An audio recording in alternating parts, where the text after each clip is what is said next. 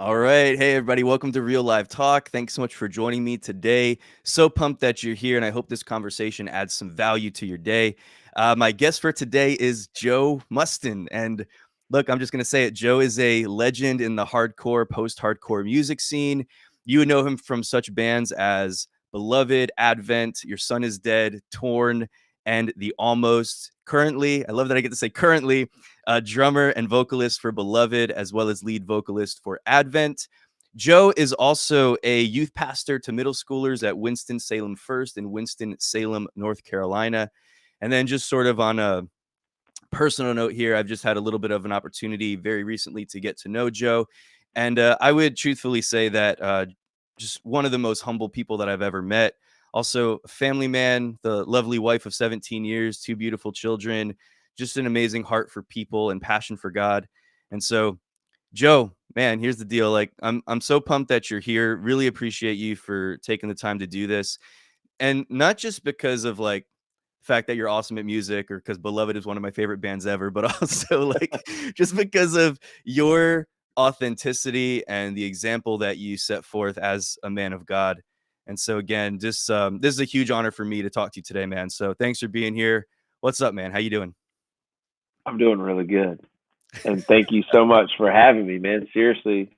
Uh, yeah, I was excited to get to talk with you on the phone. I think it was like a week ago or a couple weeks ago, but super cool to get to know you, get to hear some of your story. I'm already doing the chair swivel thing. I'm already We doing were it. just talking about this. Yeah, man. Okay. Are So you sorry. is that something that you struggle with, like the fidgeting or Yeah, I think it's the drummer thing, man. I'm always tapping on a desk, even when I'm not realizing it. And my wife says that it's so much louder than I realize. So we'll go into a yeah. doctor's office. We'll go into somewhere where we're really supposed to be kind of quiet, and I'm over here just foot on the floor, Yeah, man. tapping really bad. I'm really bad at like clicking pens and just play. Oh yeah, My wife is really into pens, and I'll just always just I'll grab whatever's closest to me and I'll just start playing with it, and yeah, then I'll just break it. Like I've broken so yeah. she's banned me. I'm not allowed to touch her pens anymore because I just break them all the time and pretty Yeah. almost immediately. It's a Oh yeah. problem. I So I know exactly what you're talking about. I usually click in rhythm to something, you know.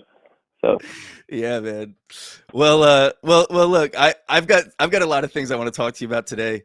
I might have one or two, if you can indulge me, one or two sort of like nerdy fan moments. But I do want to go. talk to you a little bit about ministry and some of the stuff that you're doing now and stuff like that. But I'd like to kind of start just going back a little bit to the beginning. Like I really fell in love with Beloved. I saw you guys circa 2003. It might have been early 2004. I can't remember. But I saw you guys on the Solid State tour in Philly. It was like Dead Poetic, Norma Jean, Under Oath, and Haste the Day, I think, with you guys. It was like still one of the best shows I've ever been to. It's pretty So unreal when crazy. I look back at that lineup. But I saw you guys there for the first time and just really fell in love with your music and with your sound. And then it was only maybe like a year, maybe a year and a half later after that you guys, broke up. And I actually had a ticket. You and I were talking about this the other day, and I didn't realize at the time. I thought I had a ticket to one of your last like few shows, but I talked to my buddy, and the buddy that I was telling you about that actually went to the show and I bailed out on. It actually was the last show. It was the last Your show. very Okay. last show. Yeah. I had a ticket to your last show on it was January 14th, right? Of '05. January. Yeah. Yeah. Yeah, man. So that was the show. I had a ticket and I was at Bible college at the time, and it was like the first week back at our of like that spring semester, and we would always do this thing called the week of prayer. And it was like the whole week at the beginning of the semester. It was like before you would even go to classes, it would just be like a full day of there would be some speakers and stuff like that, but it would be a lot of worship and prayer time and time seeking the face of God. And I was like, okay, I think I'm going to not do that. And I'm going to go see Beloved instead because it's their last show. And then I guess it was conviction, man, that just at the last minute, I just backed out. And I was like, it always kind of haunted me and stuck with me all these years. I sort of at the beginning, I think, had this because I mean, a lot of bands break up and then get back together a year later or 2 or 3 years later. So I sort of had that hope in my mind that like maybe someday they'll get back together and like it won't be that big of a deal. But then that never happened until now. Yeah, Until been 16 16 years years. later, I have an opportunity to see you guys again at Furnace Fest coming up. So pumped about that. But more than that, just this opportunity to talk with you today and stuff. Yeah, It just feels like destiny. That's all I'm saying. man, that's cool. Dude, that show was, I don't blame you, man. I've had so many moments where conviction just got in the way. It just got in the Man, way of. come on, Holy Spirit. Why are you trying to be so involved in my life right now? Man, that's really But yeah, funny. That's really funny. so it's been a long journey, man. So you guys, Beloved started in '99, is that right? Yeah, we started in 1999. We were And just seniors in high school. seniors in high school. And I remember some of those like high school shows at some of the um, local venues and stuff like that. What was it like? I Yeah. mean, what sort of prompted you to what was just a little bit of the maybe background that led you guys into forming Beloved? Honestly, I think I only knew two of the guys in the band really well, which is Okay. funny. A guy named John Brim was our bass player. Yeah, Uh, man. a guy Johnny. named Sean Dallas was our guitar player.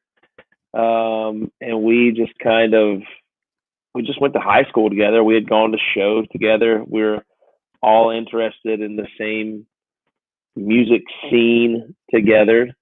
Um, and I don't know, man. You're a senior in high school. You're on top. You're the top dog, and Yeah. now it was our time to kind of like live out the. I don't know if it was, obviously it was the Lord. Obviously, He was involved in some sort of way, but I think we just wanted to be in a band. We were like, dude, it's our time. Like, we're seniors.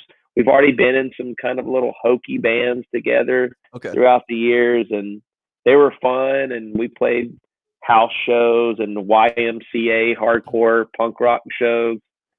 But we wanted to do it, Yeah, man. do the real thing. And so we just started writing really bad songs in my parents' basement. That's So yeah, Yeah, so like what were those early days? Like what kind of music were you doing at the beginning? Because I know like the Running EP came out in 2001. So before that, what was the there idea? What were you actually guys is doing? there actually is a release that's out. It's really hard to find because it's on like, Okay. I don't know what you call the discs that you would burn. Like, we had to burn them and then put like a paper Yeah, man. cover on top of the CD. Yeah, the But CDRs or whatever. Yeah. yeah, CDRs. So the green, when your band finally goes from like the green bottom to the like kind of silver clearish chrome bottom, you've made it. So Yeah, man. uh but what was the question? I've I already. don't know. No, I was just wondering like what the Oh, music was like in the what was very our? early Yeah, days yeah, of okay. Beloved. Because All right, so our sound, we were all over the place because we didn't even know. We knew we wanted to be a band, but I remember listening to Sean, and I were on the way to, back to my house, maybe from going to get something to eat, and uh-huh. we're listening to an album by a band called Spitfire. They put out an album on Solid State called The Dead Next Door, and there's a little riff at the very beginning. Um, and I think the song that we wrote sounded almost exactly like it. And then I just started screaming over top of it because I had kind of like a bank of, lyrics and stuff, and I I would got you. try Yeah. to squeeze it in rhythmically. Yeah, And yeah, yeah. then so probably the first three or four songs that we wrote, if you call them songs, were kind of heavy and kind of that Spitfire thing, Training for Utopia. We were really into that band.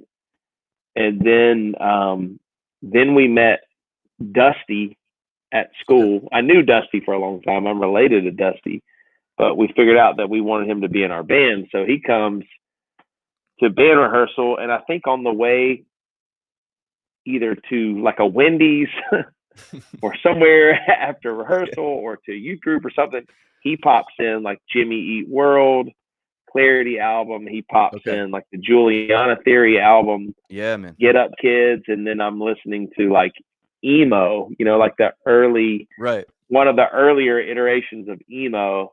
I'm listening to that, and like we're like, dude, what if we put that together into a sound? So we started trying to figure that out, and sure enough, there's other bands around the same time as what we're doing, trying to figure out Yeah. how to put those sounds together. So I didn't That's know I awesome. didn't know that was a thing. So Yeah, man, and that became such a big deal. Like, and there's something so man, really special about your music, about Beloved's music. And I don't know, maybe I should ask you to do this. Maybe I should ask you for somebody who doesn't who's not familiar with Beloved, who's never heard a Beloved song, like how would you describe the music or the genre or the I guess the feel of the music to somebody?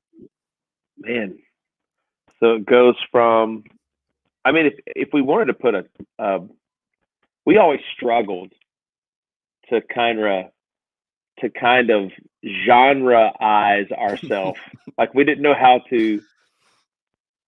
We we just didn't know how to say it plainly. So we Yeah. heard somebody call themselves melodic hardcore.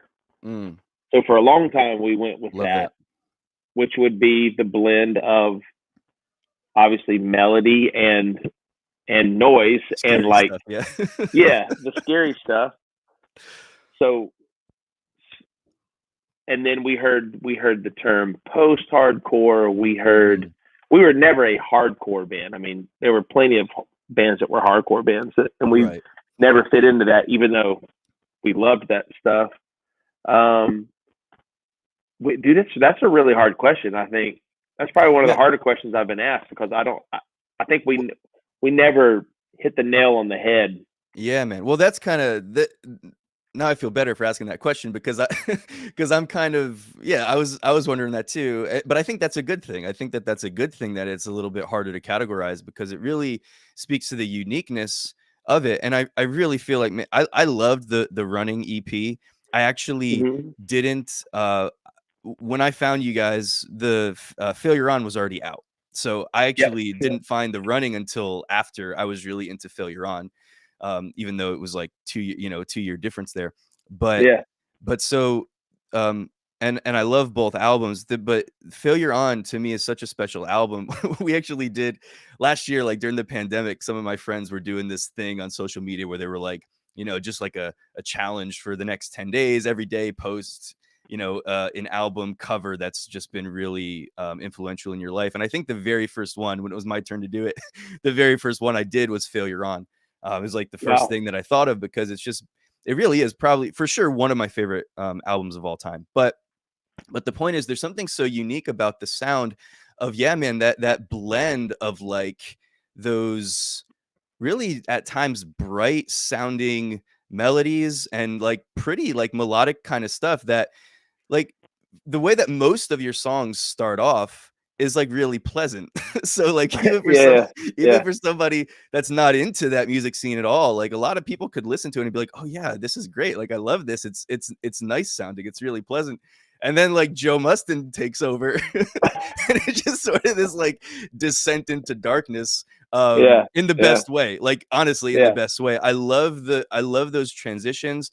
My favorite thing are the transitions like out of the breakdowns. If I can, this is maybe one of my nerdy fan Yeah. moments. Like, Yeah. but like I love. There's something great about like of course the build up to the breakdown, the build up to like when the screaming lyrics are gonna come in and like where it gets really heavy and intense. There's something obviously that we love about that. But I love the way that you guys would sort of like do those like up steps and transition back into the melodic type stuff from the breakdown where it wasn't, you could do that in a really sort of crass way where you're like and then just like switch the Yeah. tempo. But like it's Yeah. not that at all. It's like these really sort of I don't know, to me, I always, saw these really cool just melodic chord progressions that would take you guys out of like, sort of the basement back into the attic. and Yeah, yeah. but yeah, man. So Dude, anyway, I'm just talking the because but transitional moments were so important to us, yeah. and I think that's actually something that we cared about to such a high degree that separated us from a lot of other bands that would just, you know, rock part, heavy part, and it just kind of felt like it was always out of nowhere and never meshed. We Yeah. like to figure out those. I mean, honestly, you're you're being very intentional with like a few seconds, and so Right, that's kind exactly. of how we focused. So Yeah, well, you guys mastered it in my opinion. I thought it was I still listen to uh this I don't know, is everybody's favorite song Death to Traitors? I mean, is it really I, I obnoxious for think me to that say is, that's my favorite but song? yeah, that's mostly everyone's favorite song. But that is the first song. Like that song predates almost every other song on Failure On by at least a year, if not a year and a Wow. half. Okay. So we were still we were just trying to be a scene band right there. We were listening Gotcha. to like kind of metalcore and hardcore bands from our area and just wanting to redo their breakdowns. So we figured out that first breakdown in I think the first heavy part in Death to Traders is like Matt was listening to Deftones, and then we go into that little kind of the melodic moment where Josh sings, and then it kind of builds up into the bum bum bum ba bum bum. And we took Yeah. that straight up from a band called Prayer for Cleansing. They were from our area, Really? so Okay. shout out to them. If you're from Yeah. North Carolina, you probably already knew we ripped that off of Prayer for Cleansing. But then we just, uh, I think that song was probably the least, even though it's the favorite, it's probably the least musical compared to the other songs. Yeah.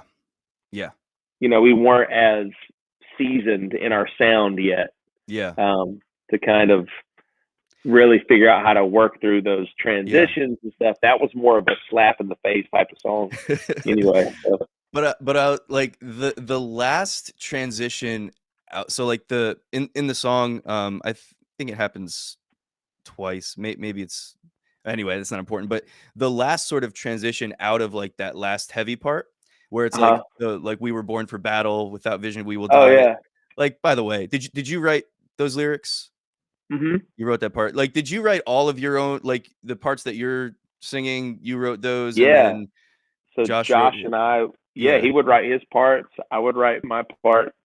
that's I cool. Okay. Let me make sure. Actually, I can't consult my memory at this right now. Too Or too did you early rip it for off me. from Prayer for No, Cleansing? we didn't rip any of No, I'm the just joking. lyrics. I'm just joking. I know. Thank you. Uh, no, we. I think I wrote those. Josh did come with a handful of ideas to me for my lyrics at times, and we would write together, but Mhm. I think we kind of what our process would be. He would take the song home. He would take our cassette recording of the song home. I would dub it.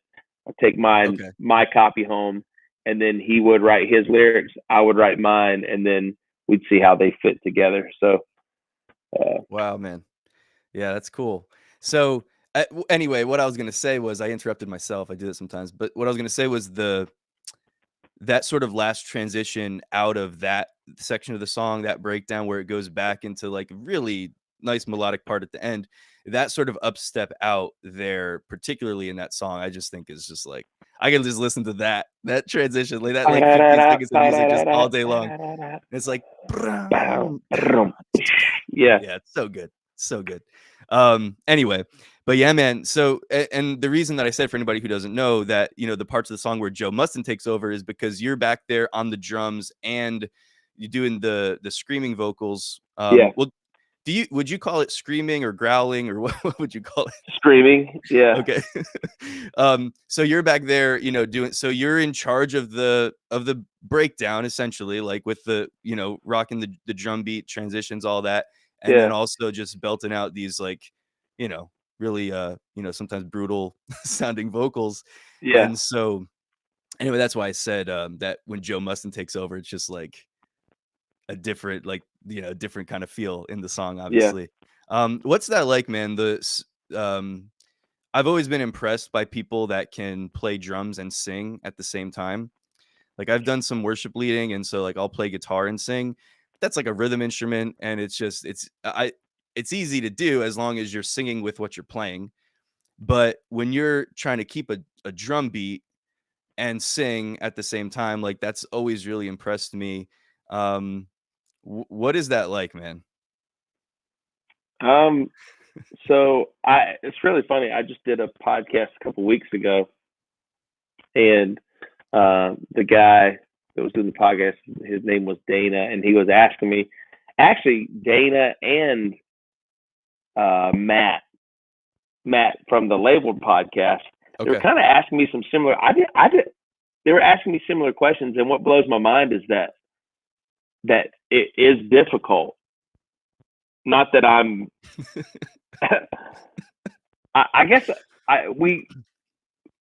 So when Beloved started, I was actually the vocalist. I sang and did the screaming. So I Right. was there. There was no Josh for the first like Right. 9 months. He's on the first Okay. release, so that's honestly what counts. But if any local kids that came to a Beloved show in the early years, they would have just seen me screaming and Okay. singing. So I did all of it. And I think I just did it like, when you're in the 12th grade and you're pretty decent at drums and you're kind of semi athletic and you just got a lot of energy. You just Mhm.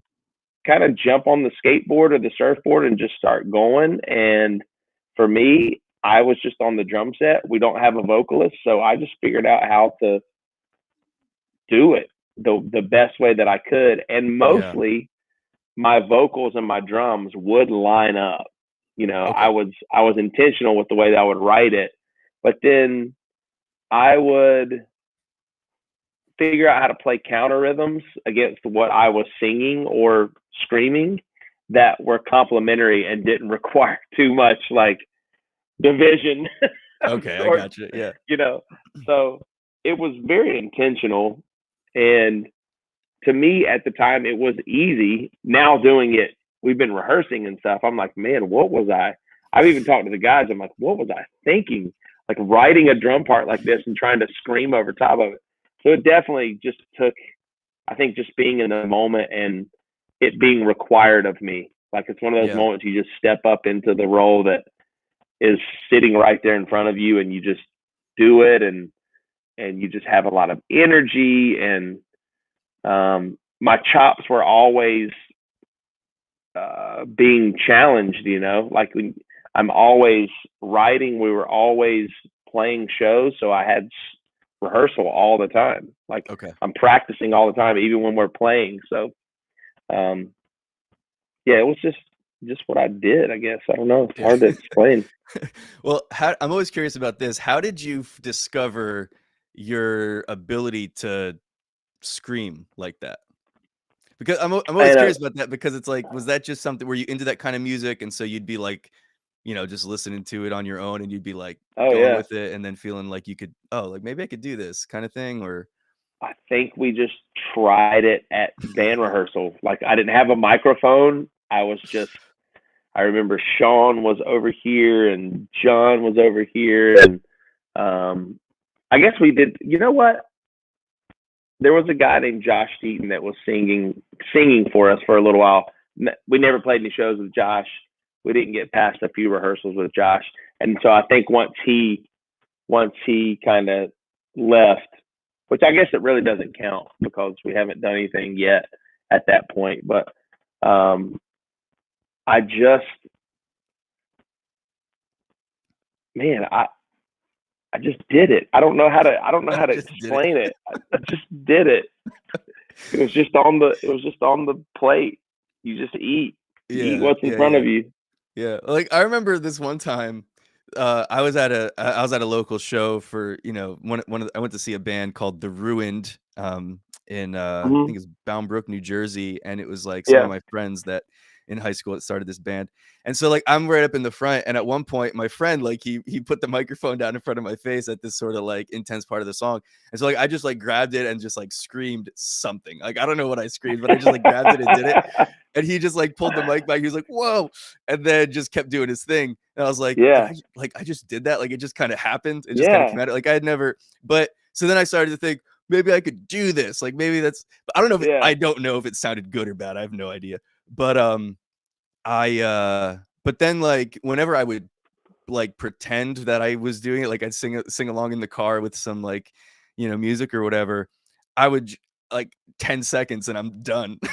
Like Yeah. I'm sure Yeah. there's got to be a lot of technique to how you do it. Did you ever think about that? Like, is there certain technique, or you just go for it and your vocal Y- cords just, do you ever have That issues there? option D. Yeah. I think by the time like there were bands making money and it started to become like an industry, like this Hmm. music scene. And I'm seeing like I had a friend who was going and getting trained by the lady who did like metal vocalists. She would teach metal Yeah, vocalists man. how to scream and stuff. Yeah. I just had no clue that that was even an option. So, I was already screaming and blowing out my vocal cords, you know, but I guess they were just, my vocal cords are just tough.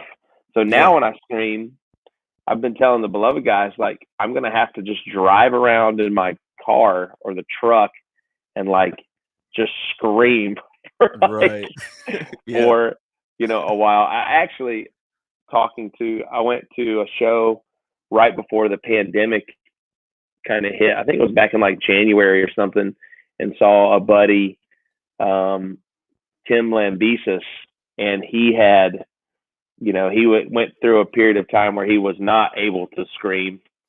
Okay. Um, Yeah. and when he got done with what was going on in his life, the band started up, and it had been like 8 or 9 years since he had screamed. He was like, dude, I used to just ride around in the car and just scream to records. And I was like, that's what I do, man. Like before Yeah. Advent shows, like you just have to, it's a muscle memory thing. I think it's just, uh, and honestly, I don't even think muscle memory is true now that I remember. I think I read an article. It's like muscle memory doesn't exist. Okay, so that doesn't work. So my art, it all just fell apart. Maybe if you think it works, it works. Maybe it's one of those things. Hey, that's Yeah. it. It's a mental thing. Yeah. It really is a mental thing, man. For me, I think if I really think that my vocal cords are going to go out, and that's all I obsess about for the whole day before a show, Wow. it's mostly been true. And I think I just squeeze and like put so much pressure on myself in the moment, I just end up blowing it out. And when I'm not Yeah. thinking about it and I'm in the moment and the energy's there in the room, just it's a Yeah, lot man. easier. And there's going to be a lot of energy on that first show in the room. I just hope that I can match what's uh, happening. So I'm sure it's gonna be awesome, man. Is that gonna be so when you come to Furnace Fest, is that gonna be the first show the first of show, 11 yep, and 16 years? yeah, Yeah. in front of however many thousands of people, there will be sitting there waiting for that to happen. You're just like, oh, click, click, click, Yeah. click. Here it goes. Let's see what happens. Uh, Yeah, oh man, man. How okay, so Furnace Fest, right? So this was supposed to happen yep, last year. it Um, was. did you all get back together specifically for Furnace Fest, or was that already something that was in the works and then jumped into Furnace Fest? Like, was it specifically for this event that you guys decided to join back up, or what was Yeah. how did that So work out? I think it was either Dusty or Johnny got an email from Chad. We worked with Chad for a really long time. That's who's organizing Furnace Fest. Mhm. He's the face of Furnace Fest, and they just kind of put it out there. Hey, we'd love to have you guys. Your name keeps coming up. Um, so they kind of just, sent an open invitation to see Yeah. what would happen on our end. And after talking to all of our guys, we went down and had lunch with Josh and kind of felt it out with him. He's our singer, and and we just decided we'd do it. And I think that's what spurred Okay. the the other shows on. So um, they made a great offer. We obviously we said yes to that, and then we couldn't do Furnace Fest and not play locally, Yeah. not play in North Carolina. So Yeah, you gotta pay tribute, right, to for sure. your roots. Yeah, man. Yeah, that And makes a lot of honestly, sense. we were actually supposed to play the local shows and then do Furnace Fest. Okay. But then the way with everything got canceled and all that kind of stuff last year, Yeah, man. now we're doing Furnace Fest first and doing our local shows last. So So they were like, "Yeah, we'll get back together," and then the world shuts down, and then you're just in waiting yeah, for a year. But yeah, here, but here's the deal, man. I think that that is gonna play huge. So Furnace Fest, there's already so much nostalgia surrounding this event because it's like all the bands that I would have gone to see back in like all of the 2004, bands. 5, 6. You know what I mean? Yeah, all like literally all the bands, and so there's that. So it was already like a huge thing. But then the fact that so many people were locked down this past year and couldn't go to shows, couldn't go to concerts. And so maybe for a lot of people, this is probably like the first sort of time they're gonna be able to, get back at least something that's like this level of epic. You know what I mean? So Yeah, it just seems like a really special thing, a really sort of like yeah, epic opportunity. Do you guys feel that on your end? Like, how does it feel to be a part of this kind of a thing right now after all these years of not being together? yeah. I definitely don't take it lightly that somehow our name remained on people's lips for that Yeah, long, afterwards. Um, yeah, so I feel very honored in that way to be able to hold a special spot on a fest with. I mean, we're talking like I don't know how many bands, 70 bands, oh 70 man. other. Yeah. Some of those A bands are like lot. truly like groundbreaking in their genre. Some of those bands are still going, but a lot of those bands like hold um, such an important place in just my my heart and in my Yeah, life that like I would actually be or not I that our band would be considered shoulder to shoulder with some of those bands is probably what means the most to that's me. awesome. Um, and it sounds so trite to say like, oh, I'm so humbled. I'm so humbled that we get to play this giant. It's like, no, it kind of sounds like you've got a little bit of an ego, but honestly, it's like my mind is just blown that we're still able to do it, that we're still wanted to do it, Yeah, we've been man. invited, and that all these other bands feel the same way. There's a Yeah. lot of bands coming out of the ground. They've been buried for a long time to come back and do this. So there must be something so special that for all of us, I think. But yeah, man, I'm just grateful. I'm just grateful. Yeah, man. It's awesome. It's a big deal. It's such a cool thing. I think that you guys, just get to be a part of it, and for me, it's huge. For me, for me, it's crazy. There Yeah, was some questioning there whether or not I was going to be able to go personally to Furnace Fest, and I was talking with one of my buddies, and we were yeah. just like, it just there were factors, there were issues, and we were like, no, like we gotta pull the trigger, we gotta make this happen. So, so It's I'm never gonna so happen pumped. again. Exactly, It's right? never gonna Right? happen again. Yeah, it's unreal. Um, so yeah, man. Well, so like, do you ever? Well, maybe now more so because it's been so long. But like, what was sort of your pre-show warm up kind of a thing? Like, what would you do prior to going out and playing? And like, are you like, do you get nervous before a show? Still, like, was that something that was still going on? I mean, well, you now know, again, it's been a little while, so maybe there's gonna be more nervousness now. Uh, but uh, but yeah, was that something like? Would you still get nervous before playing? And like, what was sort of like your, I don't know, did you have a set routine that you would do like before going out on yeah. stage, or what was that like? Being backstage is is a different thing. You know, thinking that most of my experience has been from one side of the curtain, I guess. Like you're walking around, you're hearing all these vocalists do their warm ups, and yeah, I remember Brandon from Dead Poetic was like, yeah, I do this warm up. He showed me a CD that had like had a warm up on it, and I was like, well, I'll start doing that. So that Yeah. kind of became like a la la la la la la la la, that kind of thing. Makes sense. You know, Yeah. Yeah. so I would do that, and I don't know if it ever did anything, so I kind of stopped. And then I heard some guys like, no, you do this. So I learned how Yeah. to buzz, and then honestly, I'm also a drummer, so I'm like, yeah, maybe I should just kind of warm up with my sticks. But I don't think I picked up any of that stuff until like we were all touring and more professional. And because in my younger years, I'm just talking and hanging out. And then Right. the guys in the band are like, dude, you're supposed to be setting up your drum set. And I'm like, oh, like, so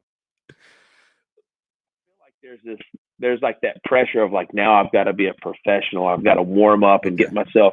I've got to get in my zone, man. Yeah, It's man. like, yeah, I He's totally legit. understand that.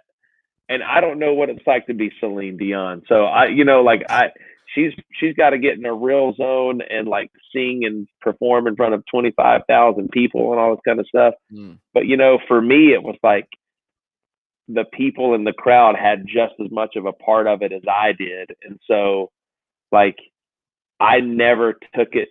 I felt really silly kind of partaking in a lot of the professional um, things, that hardcore and metalcore bands started Yeah, to man. take part of. It just felt kind of silly. Um, Now looking back on it, I realize I'm like, man, that was all actually really good stuff. But in the Wow. moment, I felt like I was being egotistical or something by like la la la la la.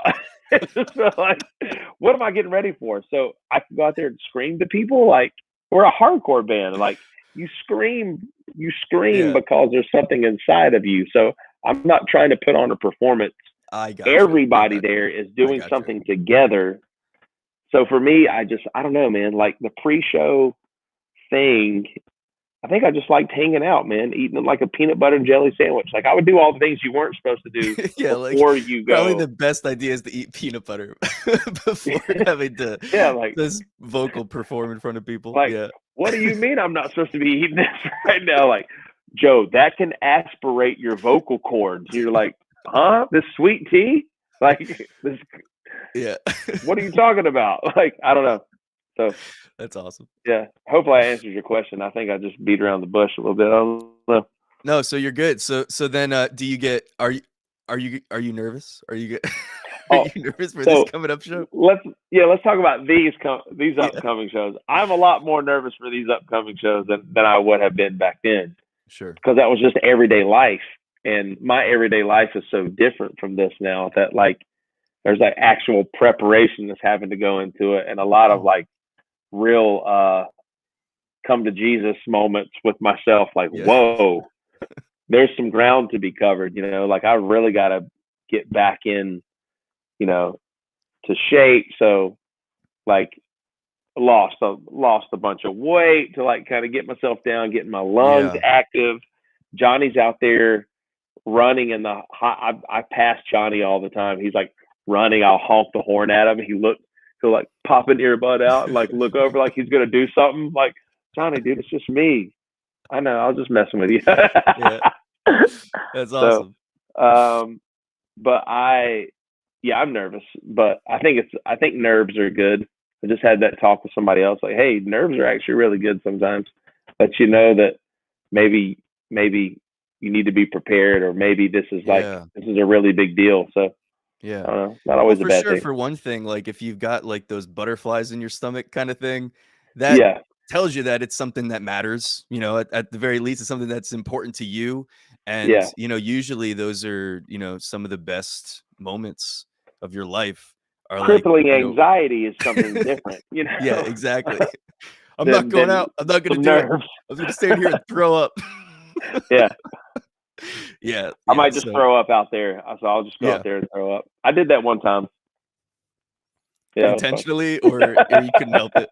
Was it No, we were in San Francisco, and I had like the flu, and so we were playing, and I okay? didn't want to cancel the show. So as I was bringing my drums off stage, I was just like throwing up as I'm walking off, coming back to get my drums, just like, whoa, it was terrible There's something fun. so hilarious about seeing someone just throw up, like, mid whatever they're doing and then just keep going.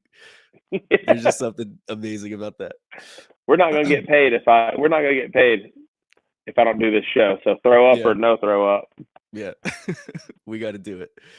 Um, so then, Beloved effectively disbanded in 2005, Hmm. and then it was what, like, 5 minutes later that you started Advent? Yeah, technically Not 15 quite, right? days later. 15 days, okay. Probably by the end of like February, we were already writing our first song.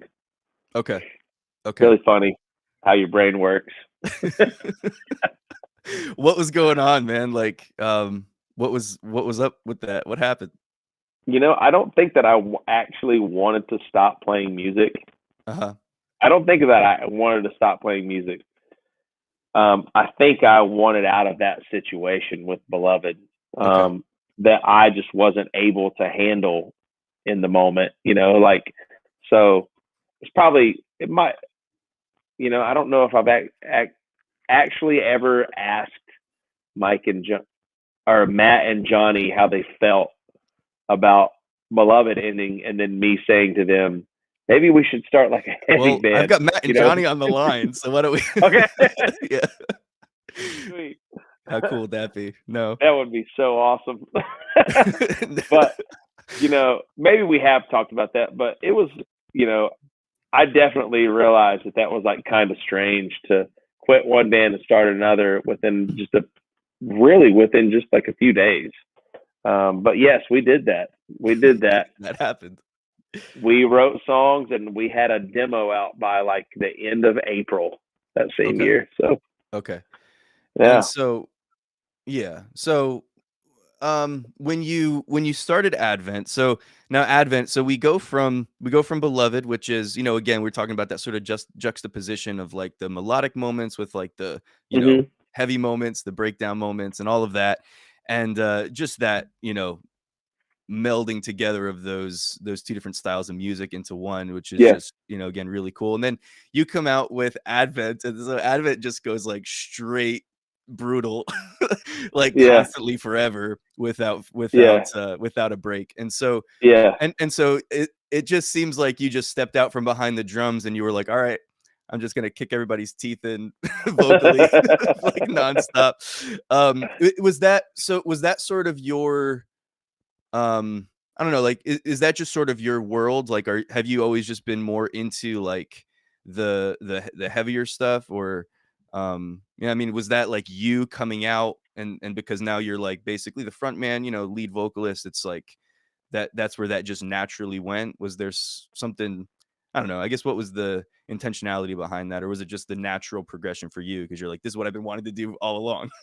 Yeah. So Matt and I always played and loved heavy music. That's what we were into. And I think we grew to love the melodic stuff. Okay. And we listened to a few bands like that, in high school and later on. But our Matt is like we call him Metal Matt. That's like his Okay. nick. We have all kinds of names for Matt. Can't share most of them, but he's Metal Matt, to us. And I loved hardcore. I loved like the '90s, late '90s metalcore stuff. Like one of my favorite bands ever is from New Jersey. They're called For the Love of, and Yeah, man. um, that's like that's my thing, man. For the Love of and Turmoil and Strong Arm and Johnny was a hardcore kid that we kind of like we brought him into the band, so he was into hardcore. Like, so Yeah. we were the three guys in the band that really loved the heavy stuff. And Josh and Dusty and Beloved helped to balance us out. So once we kind of break off and do our own thing, I think it was just a natural.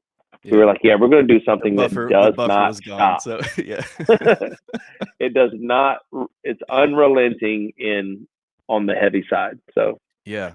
um, Yeah, so the second album you guys put out was Naked and Cold. yeah, And the title track of that song, Naked and Cold, is like just I love what you did with that song. So there's you basically have like a very quick sort of drum drop in, like maybe just like a few seconds, and then it's yeah, just like full speed, just unrelenting vocals for like 4 minutes straight. And yeah, so I heard you do some stuff with your voice in that song that I hadn't previously heard from you up to that point, where you're doing like some like higher stuff and these sort of like almost like there's certain parts where it almost sounds like a rap a little bit, where you just like what's coming out of your mouth is so quick. yeah, And yeah, but at the same time, like again, this is my second nerdy fan moment. Maybe this I'm gonna try to make this the last one, but it's just there'd be these, but the song itself, the lyrics vocally, it's just so poetic to me. And right, so there's this line in the song where it's like, will my generation know that they were bought at a price more precious than gold?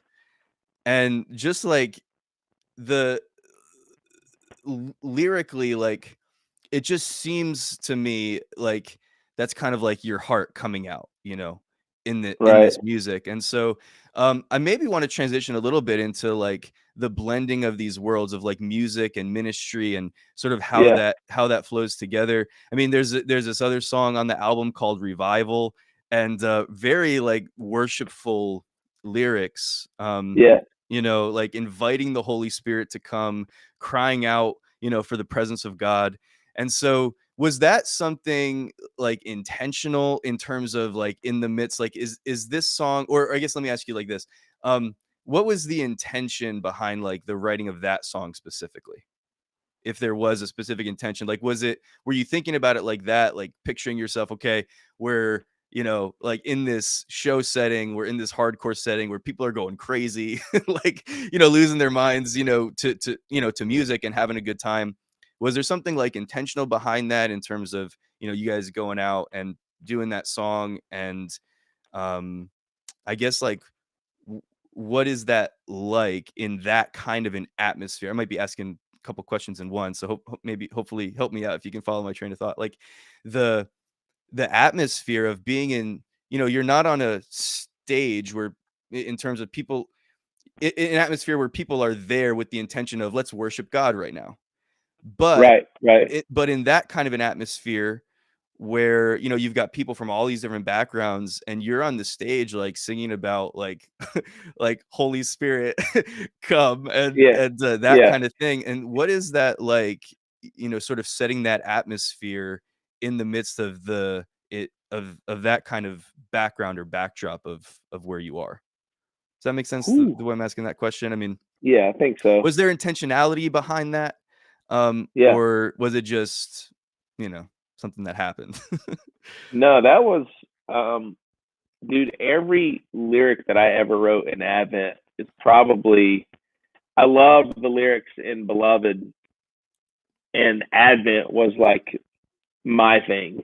Mhm, So every lyric, every song had a certain message or a certain thought or idea that I wanted to express. And when it came to um, revival, mhm. um, when we were thinking about the way that we were laying out that album, that song really lands like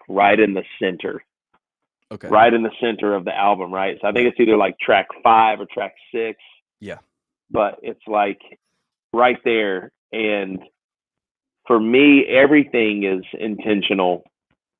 Um, the things that don't even seem to be uh, marked with intentionality, for me, I like to pay attention to those things. Like when you walk into a cathedral or a building that was made a long time ago, or when you think about the way that the Orthodox Church practices so much of their faith, everything is intentional, from the Mm, doorways to what they hold in their hand to um, you know when you go through certain architecture, when you look at certain paintings, everything is intentional. And so we put that song right in the center, mm. and not And when I say we, I think like in the moment when I'm thinking about the layout, like I wanted that song to be at the center of what our band was talking about Yeah. on that album. Uh, and specifically that song, um, musically, the way we wrote songs, we would write riffs first. We would start with a riff. Okay. And we wrote that song in the basement of my mother-in-law's art studio. Okay.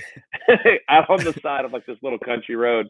So I remember being down there and Matt's like playing this simple bum bum bum bum bum bum bum bum bum.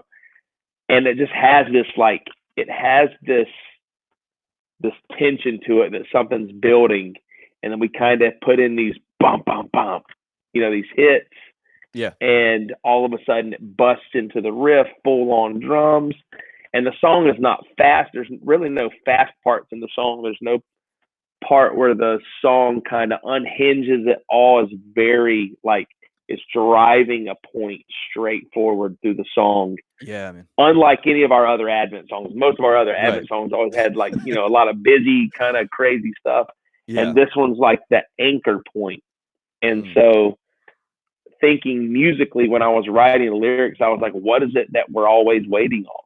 What is it that I've been waiting on my whole life? And it's the Lord, just willing to Wow. be waiting on him to do something that I can't do. But to acknowledge the attributes about him. There is a light in my heart. There is a name above all names, Jesus Christ, King of Kings. Like to Yeah. acknowledge these things and say, you are something so, you've planted the light in my heart. You've put the fire in my heart. You are the king above everything. And I Mm. have to wait on you. And so, Advent was one of those bands, like somehow we got accepted into certain streams of like the non-Christian hardcore Right. scene. Like we were doing shows with mostly non-Christian bands, Right. Yeah. while there was a whole scene of Christian bands just doing shows with each other. We were like, nope, we said no to all those tours every time because we would have an invite by a band that was way smaller than any of those bands to go I out got and play in front of 50 people at a hardcore show. That's where we wanted to be. Even if it came at the cost of us being known, we would rather do something where we were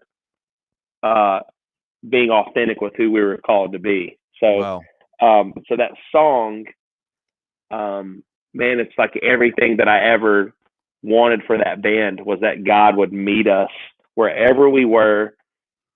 I think the Holy Spirit knew that Joe's not really going to say much from stage unless Yeah, he's man. screaming it into a microphone. Yeah. So that's where I scream the gospel. That's where I scream the things that I believe in.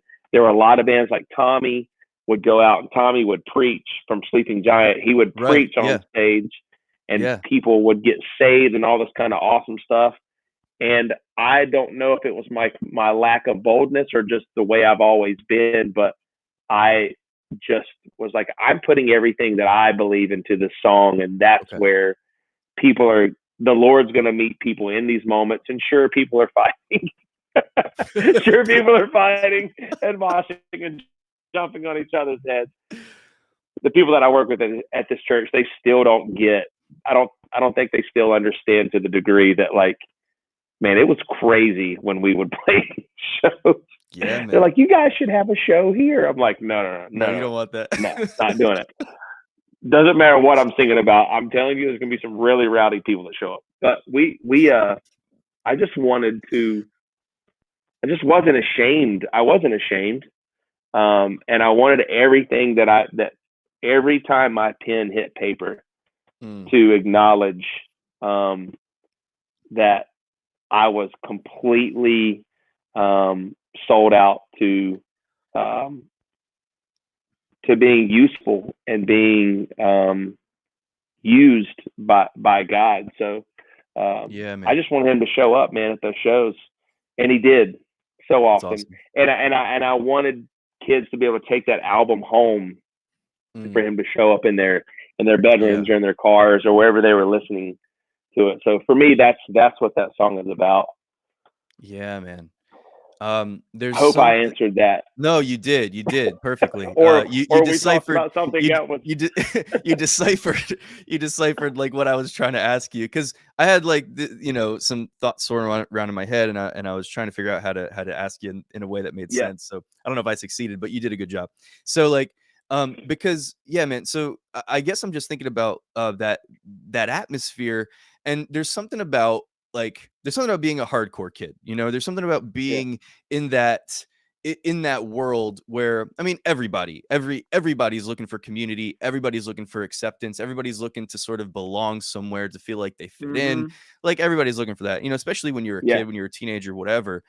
And there's something about, I think so many people, and maybe more so, like, when we talk about, like, the hardcore genre, the emo genre, stuff like that, where people sort of tend to, I don't know, like, almost find an identity in the music that they're listening to, because they find a way, oh, well, other people that listen to this music, they dress like me too, or like they think like me too, or whatever. And I just think that there's so much of this, of so much of what drives people in general, is that desire for connection and that desire for community.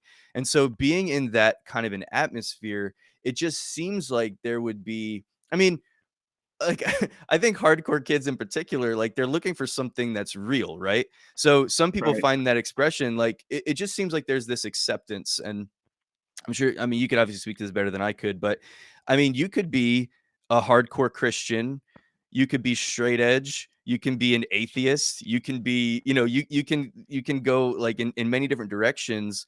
But I think as long as you're being real and you're being authentic, that's sort of what a lot of people are looking for.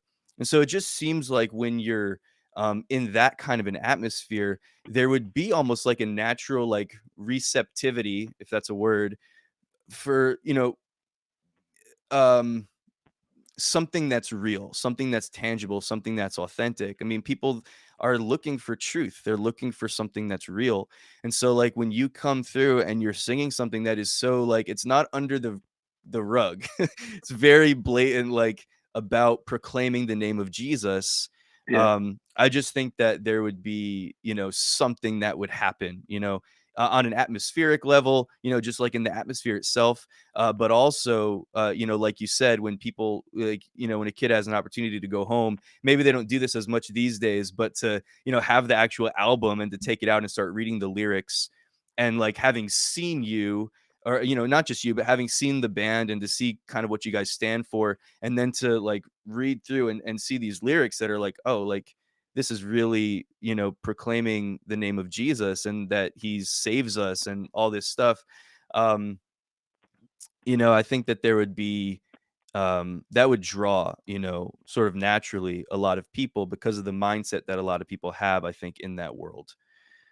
yeah. Um, so, like, having been in this world for so long and having such a heart for people, like, did you consider what, like, did you back then, um or yeah, well, we can say back then or now, did you, or do you look at what you're doing on stage as ministry? Like, did you, yeah, let me say this, like, back when you were, like, touring, let's say, more heavily with Advent, like, did you consider that to be ministry, what you were doing, or did you look at it differently than that?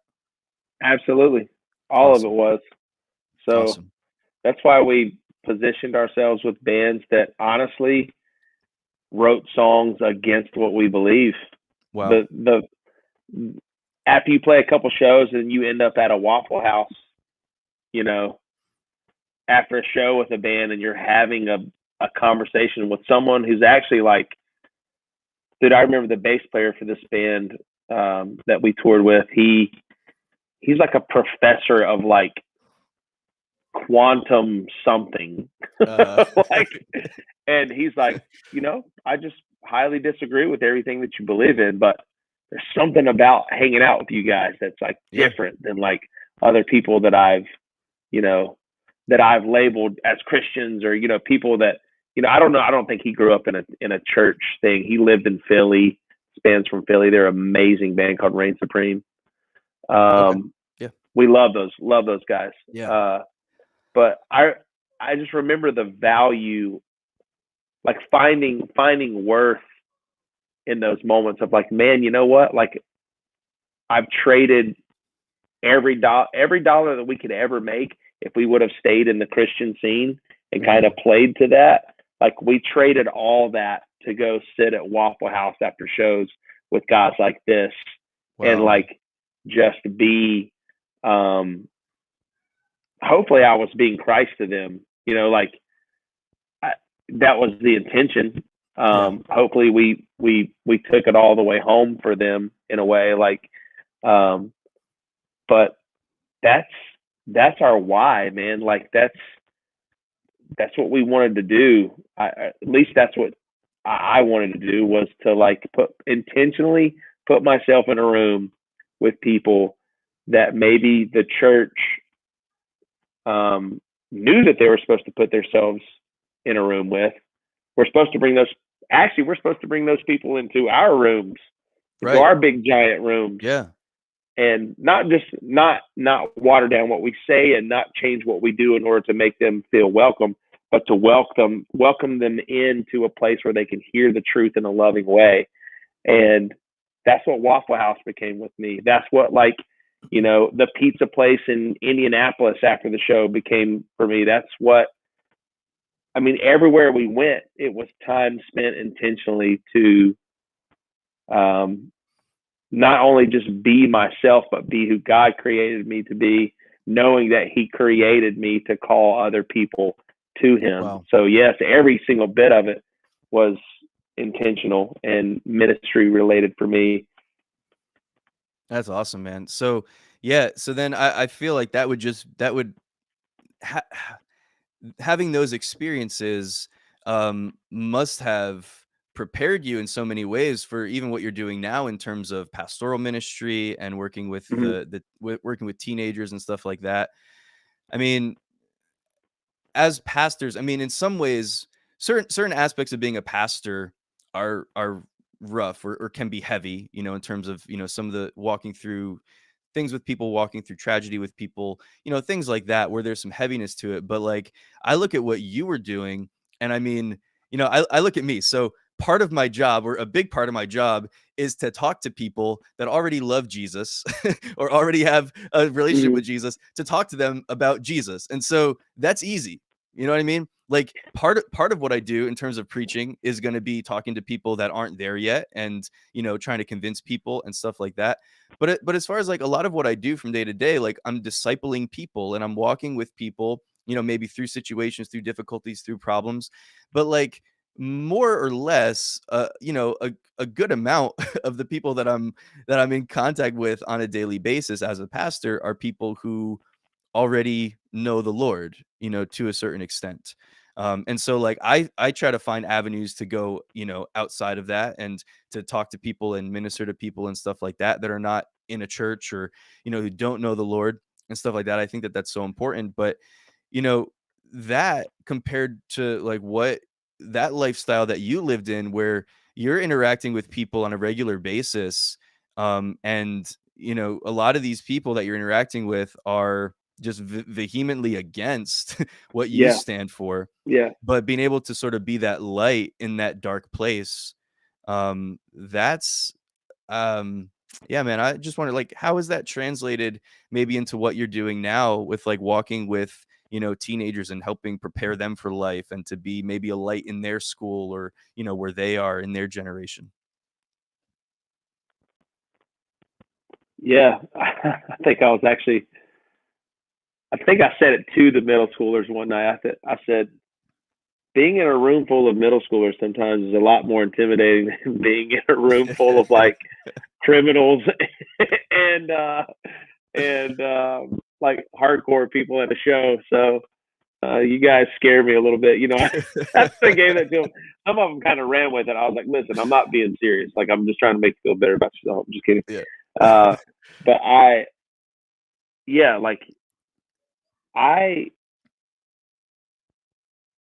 sometimes you realize that you've gotten comfortable in certain scenarios. Like for a long time in the Advent days, I got comfortable being around people that were unbelievers and being that person that was like almost I would become the pastor on tour. I would become even amongst Okay. a lot of the Christian bands that we would tour Yeah. with. You realize you're the guy that eventually is doing counseling on tours and stuff. You're like, Yeah, man. hey, I'm not qualified for this, but yeah, I'll give you some advice on. Uh, and then you go from that to um, sitting in a room full of pastors, and I have no credentials. I'm not. I, my credentials are my time on the road. That's like probably why they hired me, because I was like had a completely different set of experiences than they did, and somehow that in their eyes qualified me. But anyways, Yeah, man. dude, this is tough because I feel like you can get comfortable in the place that you come from, Mm, and it makes you uncomfortable into the place that you're going into. And going into sure. ministry, I had to learn a whole new set of like not rules, but and not techniques, because doing ministry is not about a technique, right? It's about establishing relationships with people, and it's not something we can just read out of a book, and unless the Holy Spirit has inspired you to read something out of a book a certain way, which granted his word is that for us, Yeah. and so many other great books written by people, but it's not a technique that you can learn. Ministry isn't something that can be that you can meet in a room together and figure out how to, you know, there's no rules and guidelines. Right. There are plenty of those things that teach us how to act appropriately in certain situations, but nothing's ever really going to teach me how to sit down with a 16-year-old kid whose father's dying of cancer, and Yeah, man. you have to like really have a real conversation with him and help him through that in your own way in that moment. Right. And that's just the work of the Holy Spirit, man. It's got to be. um and through reading his word and studying as much as you can, like, yes, that's great, but I making the transition from hardcore or being in music to ministry was not as easy as I would have thought, because everyone's looking at me like, Joe's Joe's got tattoos. He's younger. He must have a real way with the youth. It's like, Right. no, I don't know. I don't, because I don't know who Little Pepper, the new rapper, is, or whoever, like Right. Yeah, man. Yeah. Little Pepperoni. Like, I don't. I'm still very, very different than these kids, and it's got to be the Lord that shows up in those situations. And after being seasoned somewhat, I've only been in ministry for like 6 years technically as a Uh-huh. pastor on staff of a church. 6 years, like, I feel like I'm just now starting to even understand Come on. Yeah. how to do it, how Yeah. to do it. And I've read books, and I've been to conferences, and I've done all the things that like any Joe Schmo pastor would do in order to kind of arm themselves and get themselves ready for these moments. And dude, sitting down with someone who's just lost someone is just as hard, Yeah, whether man. you went to 16 years of school or 0 years of school, Mm. whether you were ever, whether you're experiencing the hardcore scene or you have no idea who Advent is, like, Yeah, man. or like, until you've lost someone. I tell you what got me ready for ministry, ministering to people who have lost someone, was losing someone, Mm. was losing my dad. That taught me what it was like to be on the other side of the table instantly. Yeah. So that's actually where I felt the calling to like go into. I'd love to be a pastoral care or even work with like adults one day. I'd love to do that, Okay. and that's because the pastoral care minister at the time, I remember him putting his arm around my shoulder, Mm. standing in front of my dad's casket. He was just like, he was such a good man, and he told me a story, and it, like, about my Mm. dad, and that was when the Holy Spirit was like, Yeah, man. you're going to want to do That's this one day huge. for somebody. Wow. So that's like, Wow. I don't know, man. Like, I don't think I answered your question. No, no, it's good, man. I I don't even think I remember what just my question created was my at own. this.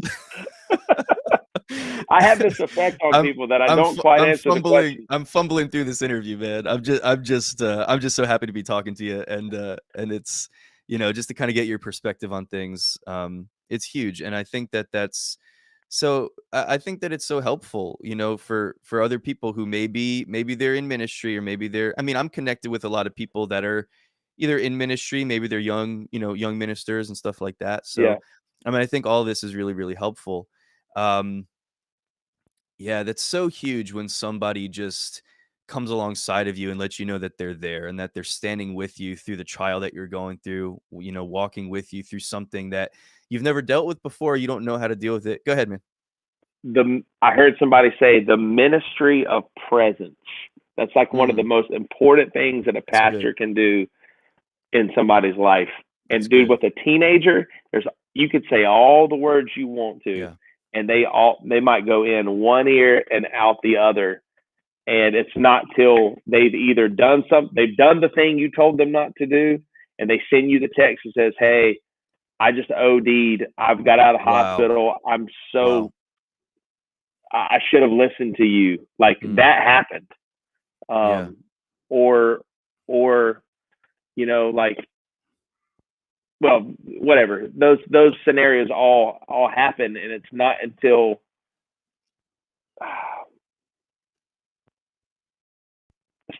you've showed them that you're there, that I think Hmm. they really realize that you were actually there on the Lord's behalf as well. It's good. You were, when God says that He's there, He is there, but He also sends us there, and we're supposed to just be there with people when they're going through Yeah, their man. crap, man.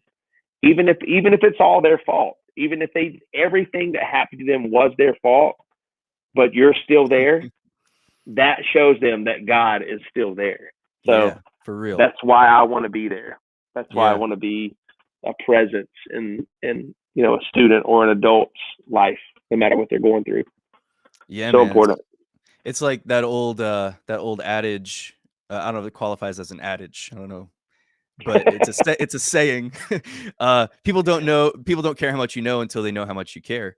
And I think Yeah, sometimes that's as true. ministers, as pastors, as whoever, even as just a friend, like if maybe you've never walked through it on your own, or it's just something you're dealing with for the first time or first few times or whatever. Sometimes you start walking through something with somebody, and there's there can be nervousness for somebody, like, oh, I don't know if I'm going to have the words to say, like I don't know how I'm going to talk to this person, how I'm going to minister to this person.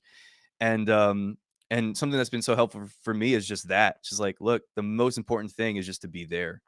I mean, most of the Yeah, time, sometimes there's people that come to you and they want advice and, whatever. But so often when somebody's hurting, when somebody's broken, when somebody's dealing with something that's difficult, a lot of times just you being there. And like you said, the ministry of presence, I love that.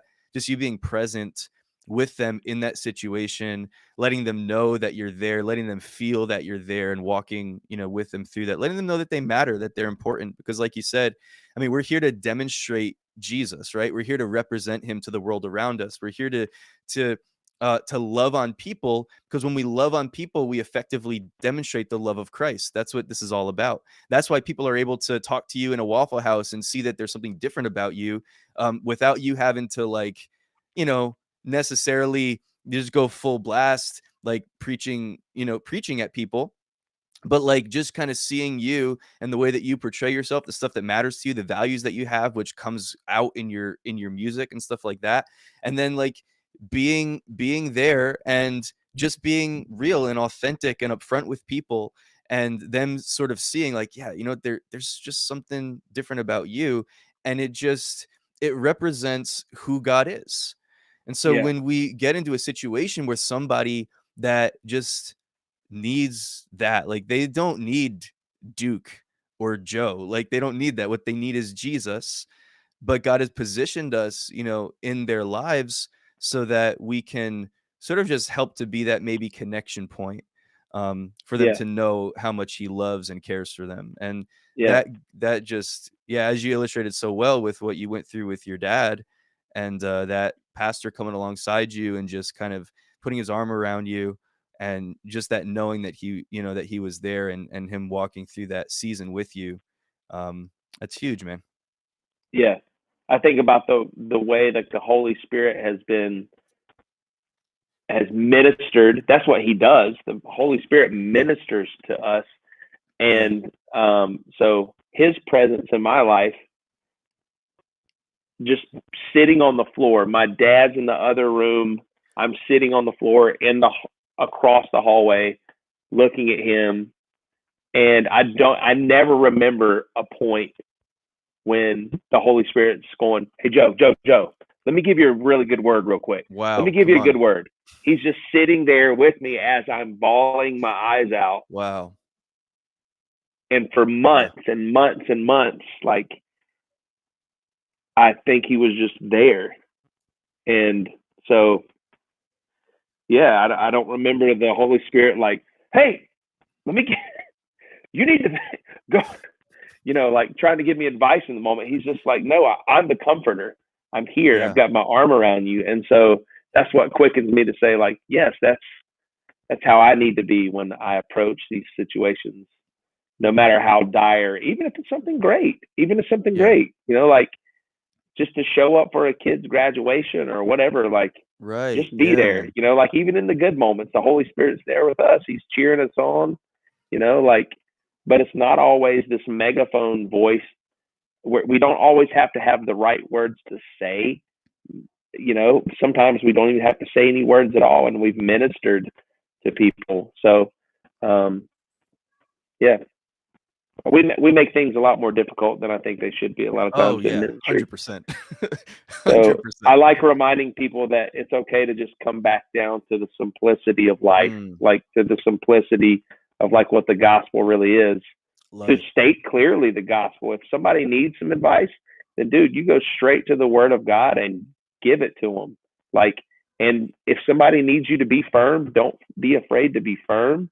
If somebody needs acceptance in a moment of rejection, well, that's exactly what the Lord is good at. He accepts those that have been rejected, and maybe you can use a little bit of wisdom and not have to Mm, give someone a boatload of advice, but rather just be an arm around them and give them a place to kind of work through their junk and speak truth when they need to hear truth and always be loving through all of it. So I don't know, it's yeah, man. That's awesome. simple. Yeah, brother. Yeah, we definitely overcomplicate things like crazy. And the gospel is, man, it's so simple. It's simplicity, And when we complicate things and even when we start to feel like that, like we need to have all the answers and stuff like that. No, like you definitely don't. Like you're gonna learn things along the way that are gonna help you, maybe become more proficient at ministering in this context or that context, or Yeah, maybe you become better, you become more graceful when it comes to being with somebody. But but yeah, like we don't need to by any stretch of the imagination have all of the answers for all the problems that people are facing. mm-mm. That's how you burn out like really quick in ministry when you're trying to solve problems for everybody. It's like, no, I just know how to point people to the source, to the Yeah. one who has everything. We're just So bringing them to the water. Yeah, just it's bring good. somebody to the water source every day and It's let good. them drink because you're not supplying the water. You're just Yeah, bringing definitely them not. to it. So Yeah, I gotta get water for myself, you know what I mean? So, yeah, how am I yeah. yeah, I can't yeah, that's good. Um, did you ever think, man, that you would be well, so prior to that experience, we're walking through that, season of tragedy in your own life and, Yeah. where you felt like the Holy Spirit started to, maybe impress some things on your heart for, ministry, for being a pastor. Did you ever really prior to that think of yourself in that way that you would be doing ministry in this context like you're in now? Um, so it's so funny you said like I think you said this that when you were little you were asking questions Mhm. about what does it take to be a pastor, and I don't know if I ever asked my parents this, but I had plenty of moments where that was like a thought on the forefront. And I think I've always looked at um, any relationship not in some sort of way where I think it was just happening organically, and I accepted it. But I've Okay. always been looking at everything that I do as ministry, whether it was like my first job at the car wash or even in high school, making the friends that I was making. Like, I had some really great youth pastors that were teaching us that you can do ministry all the time, no matter where you're at, Right. no matter what Yeah. your job title is. And so I've always just been like, hey, Lord, just take me where you want me to go. Um, and I'll just go there, and I'll find the people that you want me to tell about you. And Mm. so I just ended up here. Like, I just ended up here. This was the church that I grew up at. Um, I'm connected. My family is deeply connected to this church. My Awesome. my my pawpaw, as we called him, died on the stage of this church. In at the end of a prayer, praying Really? about being in the presence of the Lord. I have an audio recording of it. I have it typed out on paper, like what he died of a heart attack. Boom, right there, Oh just my dropped to the goodness. floor and went to be with the Lord. So for me, Whoa. there's something that ties me to this body just Yeah. more than, like, I really love these people. It's like death tied me here. So, Wow. like, where my pawpaw went to be with the Lord was like here. So with these Yeah. people. And Wow. so I know older people that were there that witnessed it, and every time they speak about it, it just does something in my heart. Like, um, something about that did something for me now that just makes me want to be, not loyalty, in some weird way, but like, man, Hardcore like, loyal. yeah, loyalty, honor, Ugh. friendship, you know, uh, but like, people are probably like, what are they talking about? You just have to be there. You'd have to be at a show and know what we're Yeah. talking about. Oh, But like, something about, like, knowing that what my father's father died, the last words on his lips were here. Like, yeah, man. about being in the presence of the Lord, that there's something so cool about that, that I might be able to partake in that in some sort of way. And, like, not that I want to die here. I don't want Yeah, to sure. die here. Sure. But like, that my blood could be, that my last heartbeat would be tied to these people too, like, in a sort of way. So, um, yeah, I don't know. Man. No, that's a beautiful thing, man. It's a beautiful thing. It's awesome that you have that place of just community and that place where you're known and you're accepted and that now, with now this opportunity to minister and um yeah, it's so cool. I love it. Do you do you find that so like with your middle schoolers and the teenagers that you're ministering to, are they I don't know, do you get like street cred because of like where you're from or is it kind of like so here's the thing like I know that you take famous people that are, whatever they are, they're athletes, if they're, singers, whatever. They're famous. When they're at home, like they're just dad or mom. You know what I mean? Yeah, yeah, yeah, Like, is there yeah. that kind of dynamic? Like everybody, like they know you. And it's like, oh yeah, it's Pastor Joe. Like he doesn't. Or do you have like some street cred? I would imagine that like if I was a kid and someone was inviting me to church and they were like, oh, you got to come. Like my youth pastor, like he's in a hardcore band. I'd be like, oh yeah, I'm going to that for sure. Does that ever play in your favor, or are they pretty much like I don't know, like just like business as usual kind of thing? That's really funny. So for the few kids whose parents are either my age or close, either a Yeah, little yeah, yeah. older, a little bit younger, Yeah. and their parents knew the bands that I was in, those kids, they know their parents have indoctrinated them with music, just like we all do to our kids. We show them everything that we're into and try to hopefully get them to kind of dig what we were all about at one point. So with them, they're like, yeah, that's really cool. Joe was in a band. And for other kids, I think it's funny. We just took our kids. I think it was last Monday when I was talking to you. I was on a trip to like a theme park, Yeah, yeah, yeah, I remember. and I was sitting down with one of the kids that didn't want to ride on the roller coasters, and she said, Joe, did you realize that you have a Wikipedia page? And I was like, yeah, because Oh, I've made it. you I'm on know Wikipedia. other students have told me that I didn't know I had one until probably 2 years ago, which was I'm kind kind of of a big deal. I kind don't of know if you know this. weird. You're like, why did you care this much that you Yeah, made me a man. Wikipedia page? Cool, thank you, whoever's doing it, because they're keeping it updated. Seriously, Whoever I those have no clue Wikipedia people how are. to, Yeah. Yeah, man. dude. So, but yeah, they're like, that is so crazy. I was telling one of my friends that my youth pastor has a Wikipedia page, and they're thinking about coming. I'm like, what is this? This is so weird. That is You know, awesome. with some of the kids that are like quote unquote bad kids to show up, as soon as you've got a pastor that's got tattoos, they're either a poser or they're like real, So I gotcha. Yeah. I'm somewhere in between, Yeah, yeah, yeah. So So so it so probably all they're balances out to just like yeah. regular youth pastor Joe Mustin. So they're like either this dude's like been on the streets or like he just went and got tattoos because he thought it would like be cool for the youth group. Well, the second was not the case, and the first one, yeah, I've been on the streets, but only out on the street at the hardcore show when they're Yeah. Yeah. either spectating or just standing out in front of the show. I didn't live life on the street, so um, there's a little bit of cred that comes with like having a past somewhere outside of the church. Um, but I'm good if none of the kids ever knew any of the stuff I ever did. And in Yeah. fact, I think when I started as a youth pastor, I was using a lot of